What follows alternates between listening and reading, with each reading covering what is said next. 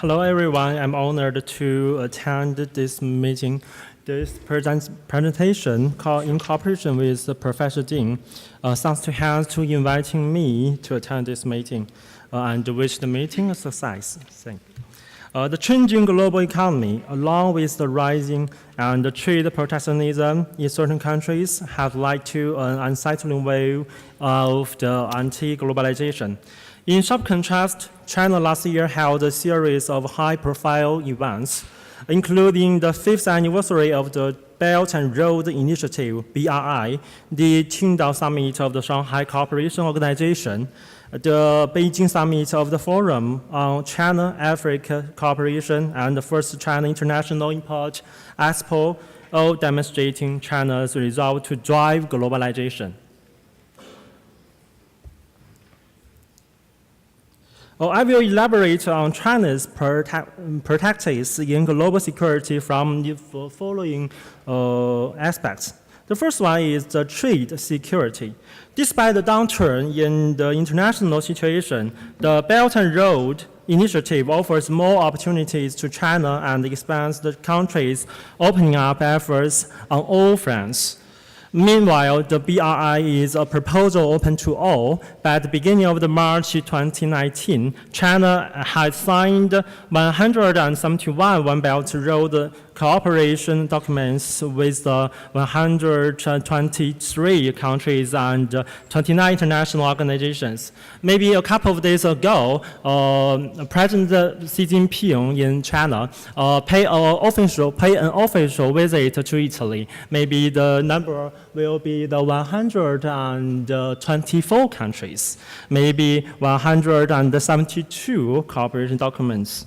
The initiative has attracted not only developing countries, but developed economies such as the European Union and the United Kingdom and Japan have also expressed interest in engaging in third-party cooperation with China. The new form of collaboration in engaging the third party definitely bodes well for all participants and will surely bring more opportunities to you all. Meanwhile, cooperative projects under the BRI will help all participants and develop a massive world market. In fact, China itself is a big market in terms of not only the scale and size, but also potential. With a population of more than 1.3 billion people and total bank saving deposits of around 176 trillion yuan, nearly about $26 trillion. China is home to the largest middle-income group in the world. The growing Chinese private sector will unleash the pent-up consumption power of Chinese middle class. The strength of the Chinese market is engaging for the country's sustainable development. In other words, a dynamic modern market is the icing on the cake for China, which is already thriving on its strengths in productivity, national defense, cultural, and social governance. Now is the first China International Import Expo. The first China International Import Expo held in Shanghai in November 2018. A total of the 172 countries, regions, and international organizations from the 5 continents showcased their development achievements and international image at the Expo. More than 3,006 companies from different countries held discussions and sought common development with purchasers from China and overseas. U.S. companies flocked to China International Import Expo for future growth despite trade disputes. In other words, trade war with China. Nearly 180 American firms have signed up for the Expo. The U.S. firms over fields such as high-end manufacturing, intelligent equipment, agricultural products, culture, and sports. China is one of the last year's top 10 improvers on its business environment given the authorities' continuous opening up and economic reform. China now has more than 300 million middle-class consumers, and the number will double in a decade or two, which will be twice that of the United States, and threefold that of the European Union. last year, China contributed 30% of the world's economic growth. The next one is the foreign investment law. Recently, we have seen a variety of the foreign opening up measures designed to improve the business environment for foreign investment, such as the lowering tariffs, simplifying the approval process for business licenses, and implementing a new negative list for foreign investment. The law emphasizes the promotion, protection, and management of foreign investment. It will lead a more attractive business environment for foreign companies through its measures around the protection of intellectual property. It will also lessen the burden on the business to report information, enhance the conditions necessary for fair competition, and broaden market access. The open and fair business environment in China has established it brings a range of benefits for overseas companies. China is prudent opening up strategies, its rapidly developing economy, as well as the respect placed on foreign companies facilitating business in China yield more opportunities for cooperation with Chinese businesses. Look at the picture. This picture is from NASA. Maybe the deepest green, okay, now this is blue, is China and India. It can be seen from the picture that the deepest part of the green is China. This is also the efforts and achievements China has made in protecting ecological security over these years. The world is literally a greener place than it was 20 years ago, and the data from NASA satellites have revealed a counterintuitive source for much of this new foliage, China and India. A new study shows that the two emerging countries with the world's biggest ambitious tree planting program in China and intensive agriculture in both countries, and China has the 25% of the newly added green area. Over the past decades, China has made great efforts to greenland. In 1978, the central government launched a national-level forestation project, the Three North Shelter Belt Forest Program. By the end of 2017, the forest coverage rate among the regions in the project reached 13.57%, compared to the 5.05% 40 years ago. In the exemplary greening project, Kupchi Desert, a famous desert in the northeast of China, the seventh largest in the country, has seen that one-third of its area covered by the vegetarian during the past 3 decades thanks to forestation efforts.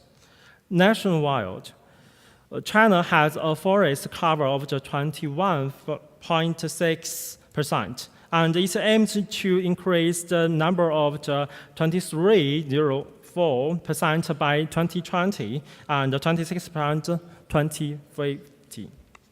To achieve this ambitious goal, Chinese government have taken a series of measures from foresting hillsides to creating protected grassland and natural reserves. Responding to the severe challenges of climate change, and we will inevitably require hard work and great costs. The world is changing. China is determined to move forward and continue to carry out the courageous and ambitious action. In 2017, China's carbon dioxide emissions per unit of GDP fell by amount 46% from the 2005, and the goal of the 40% to 45% reduction in carbon intensified by the 2020 is achieved by the 3 years ahead of the schedule. The construction of the national carbon emission trading market has been steadily advanced, becoming the world's largest country in the use of the new energy and renewable energy. China promised to peak carbon dioxide emissions around 2030 and strive to achieve early realization and support developing countries to cope with climate change. Pollution prevention and control has been strengthened. The concentration of the fine particulate matter PM2.5 has continued to decline, and the ecological civilization constructions has achieved remarkable results. The last part is the most important part for Chinese people. In 2018, GDP grew by 6.6%, and the total amount exceeded more than 90 trillion yuan. The number of the new jobs in town was 13.61 million, and the surveyed unemployment rate was stable at a low level around 5%. A large developing country with a population of nearly 1.4 billion has achieved full employment. Accurate poverty alleviation has been vigorously promoted. The number of the poor people in rural areas has decreased by 13.86 million, and 2.8 million people have been relocated to poverty alleviation. From the 2013 to 2018, China has exceeded the task of reducing poverty for 6 consecutive years. In the past 6 years, the country has reduced the poverty population by 82.39 million, and the incidence of poverty has dropped from 10.2% to 1.7%. According to the report of the 19th National Congress, employment is the biggest livelihood. In addition to the internationally accepted fiscal and monetary policy, this time the definition of employment priority rather than growth priority indicates that China is not pursuing pure high growth, but economic coordinated and stable operation. China does not value a number that surprises the outside world, but involves the best interest of the people. Employment is stable. China does not want to grow without employment and low employment, but emphasizes the positive interaction between economic growth and employment expansion. All these changes are the new presentation of China's people-centered development philosophy, witnessing China's steady pace of high-quality development. The BRI has instilled great vitality in China's modernization and bring new hope to globalization, which is currently suffering major setbacks. These setbacks, however, do not spell the end and the reversal of globalization, but hold a tipping point that calls for the renewed wisdom and the determination to carry globalization into a new era. Globalization and multipolarization have become increasingly prominent. On the one hand, both the rich world and the developing world have a common yearning for the peace and development, which is favorable for the pushing ahead with the BRI. On the other hand, geopolitical conflicts and hegemony will not vanish, and they will challenge the initiative. To embrace the opportunities and avoid the pitfalls, we need to broaden the appeal for the BRI, telling the world about the wider opening of the market and community of common destiny that interprets international relations in a brand new way. Finally, I would like to thank the conveners, the organizers, and everyone here. Thank you very much. Spasiba. Thank you.